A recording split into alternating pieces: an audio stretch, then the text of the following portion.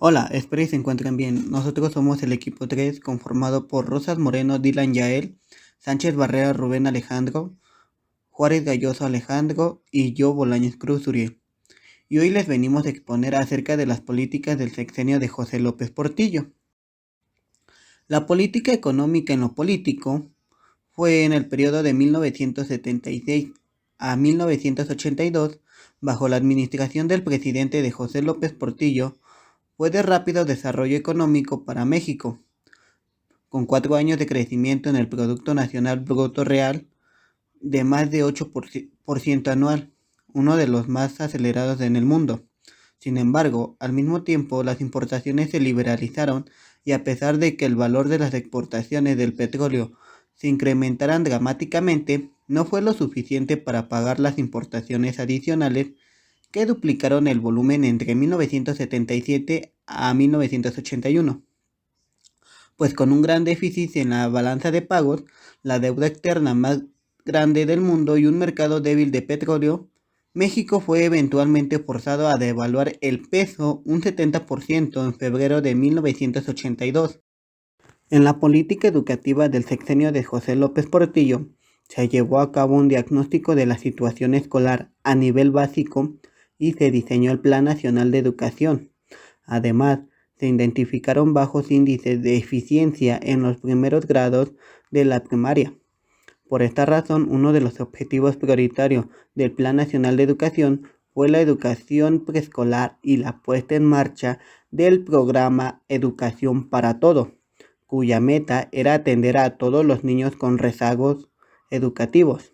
Otro objetivo del Plan Nacional de Educación se señalaba el objetivo de vincular la educación terminal con las necesidades de producción, por lo cual fue necesario desarrollar programas para la educación técnica superior. En este rumbo se destacó la creación del Colegio Nacional de Educación Profesional Técnica, muy conocido como CONALEP, en el año 1979. La tercera prioridad del Plan Nacional de Educación se refirió al impulso otorgado por el gobierno para elevar la calidad de la educación, meta que se concretó con una mejor formación para los maestros gracias a la creación de la Universidad Pedagógica Nacional en el año 1978. Su política económica fiscal de José López Portillo consistía en que en su política agraria contemplaba el reordenamiento de la economía. Había que afectar cuanto antes todo lo afectable de tierra para dedicar todos los esfuerzos y así aumentar la producción. En la materia de Hacienda, López Portillo prometió a los empresarios una política fiscal estimulante para invertir. Manifestó también que se daría mayor progresividad al impuesto sobre la renta a personas físicas. A cambio, se alentaría la reinversión de las empresas para elevar el ahorro doméstico. Emitió los petrobonos con tasas de intereses atractivas e indizadas al precio del petróleo, que entonces estaba al alza. Igualmente, con el mismo propósito, permitió que la banca recibiera depósitos en dólares que cubrían los gastos o riesgos cambiarios. Hola, mi nombre es Juárez Galloso Jesús Alejandro y yo les hablaré acerca de 3 políticas. La política cambiaria. Se manejaron mini deslizamientos del peso, que dio como resultado que al final del sexenio la moneda nacional se encontraba de nuevo sobrevaluada debido a que los ajustes de la paridad no compensaban el diferencial de inflaciones entre Estados Unidos y México. Se inició un nuevo ciclo de endeudamiento público externo con base en la equivocada apuesta de que la bonanza petrolera se mantendría por muchos años. La crisis de 1982 echó por tierra la estrategia petrolera. La economía se encontraba sobreendeudada y los circuitos financieros se habían dolarizado conforme crecía la incertidumbre sobre la sostenibilidad de la estrategia económica y el déficit presupuestario alcanzaba 18% del PIB. La caída del precio internacional del petróleo fue el detonador de la crisis, que dio lugar a una aguda fuga de capitales que provocó la pérdida de las reservas internacionales. Para enfrentar esta situación, en un primer momento todos los bancos comerciales extranjeros que se habían comprometido con esta estrategia petrolera aceptaron abrir créditos de corto plazo, pero en un segundo momento, cuando se consideró que la crisis era insalvable, interrumpieron sus flujos crediticios. El Banco de México intervino y creó el sistema cambiario múltiple, que estableció 3 tipos de dólar: el preferencial, que equivale a 49.13 pesos, el MEX-dólar, 69.50 y el oficial, que valía 75. Con este sistema se intentó establecer prioridades para cubrir las necesidades del país. Política económica monetaria. En esta se nacionaliza la banca y el Banco de México se sale del mercado cambiario y deja flotar el peso de acuerdo con la oferta y la demanda. Los años transcurridos entre 1977 y 1981 fueron de crecimiento. En ese lapso la economía aumentó a una tasa media anual de 8.4%. Se producen casi 4 millones de empleos. El PIB aumenta de 39.5 en 1979 a 47.2 en 1981, con lo cual se consolidó un amplio sector público de la economía y el Estado. Además de todos los programas creados en el sexenio, se implementa un nuevo programa de ajuste económico con lo que se buscaba frenar la inflación, sanear las finanzas públicas y mejorar las relaciones económicas con el exterior. Política agropecuaria. En esta se disminuye el reparto de tierras, ya que en este periodo hay un abandono del sector agropecuario, ya que la política económica se sustentaba fundamentalmente en el petróleo. También se pretende cambiar la ganadería extensiva por intensiva, cosa que tampoco logra. Además, se crea la Ley de Fomento Agropecuaria, que tiene por el objetivo el fomento de la producción agropecuaria y forestal, para satisfacer las necesidades nacionales y elevar las condiciones de vida en el campo.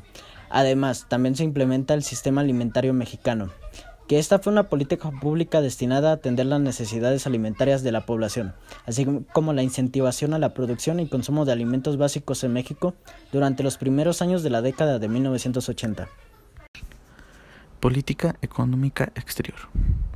En 1982, el país volvió a sufrir una crisis económica aún más severa que la de 1976, caracterizada por una falta de liquidez de divisas, originando que el 18 de febrero nuestra moneda se devaluara por segunda vez después de 6 años, de 26 pesos por dólar a 38.50 por dólar, para llegar a concluir el año con 150 pesos el dólar. El 6 de agosto se estableció la doble paridad del peso, la libre y la controlada, y el día 12 de ese mismo mes se congelaron 12 millones de dólares depositados en cuentas bancarias. Estas divisas se pagaron en moneda nacional con un tipo de cambio de 69.50 el dólar.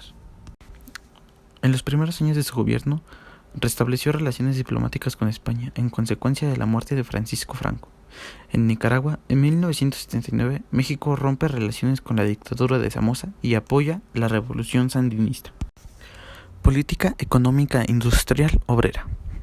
Portillo, al saber de los grandes yacimientos de petróleo que existían en México, decidió invertir en esto y explotar a la economía de esta manera, basándose en el petróleo, ya que en esos entonces los países eran divididos entre los que tenían y los que no tenían petróleo.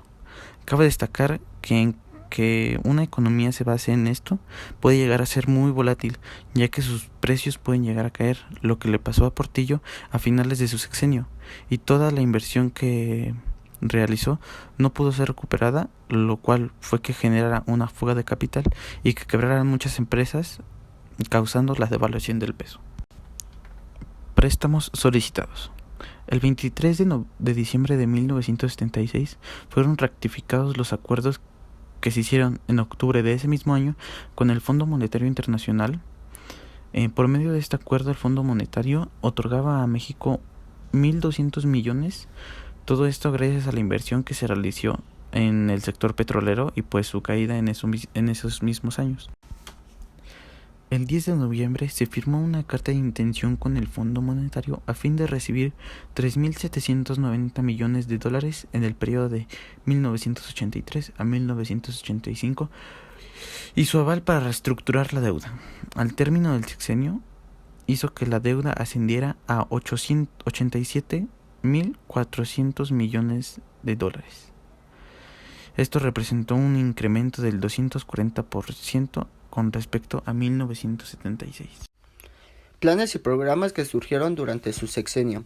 El 15 de junio de 1979, las organizaciones empresariales publicaron un manifiesto en la prensa nacional, suscrito por todos los dirigentes empresariales, incluido Bernardo Garza Sada, presidente del poderoso Consejo Mexicano de Hombres de Negocios.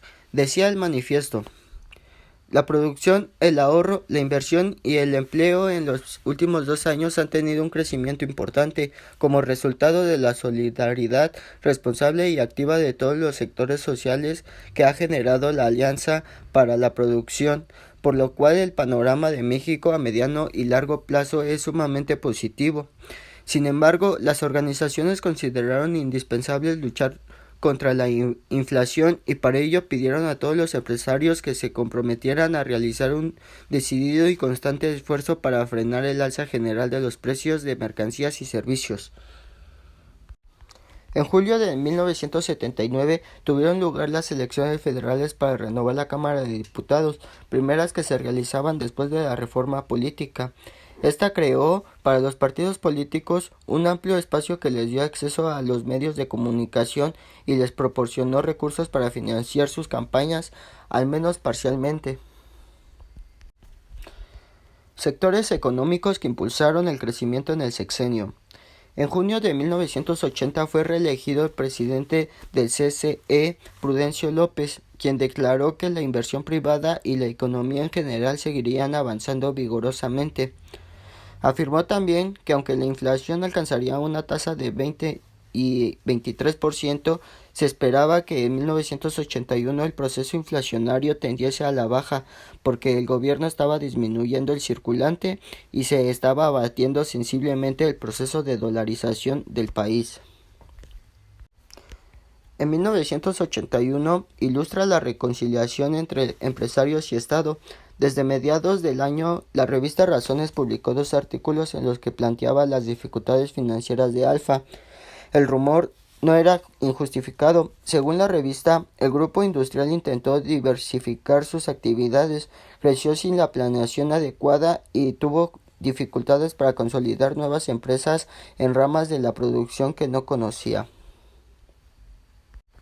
Al iniciarse en 1982, el último año del sexenio de López Portillo, se manifestaron claramente las deformaciones de la economía que tendrían efectos explosivos con la crisis del sector financiero. En la reunión empresarial conocida como Atalaya, celebrada en Guadalajara en enero de 1982, los principales dirigentes empresariales advirtieron al gobierno, respetuosa pero claramente, el probable desenlace de la política económica si continuaban las tendencias existentes.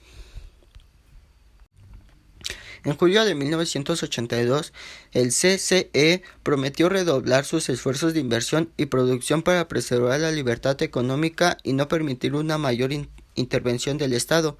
Manuel de Jesús Cloutier señaló entonces que era necesario entrar a la etapa de austeridad, tanto en el gobierno como en la iniciativa privada.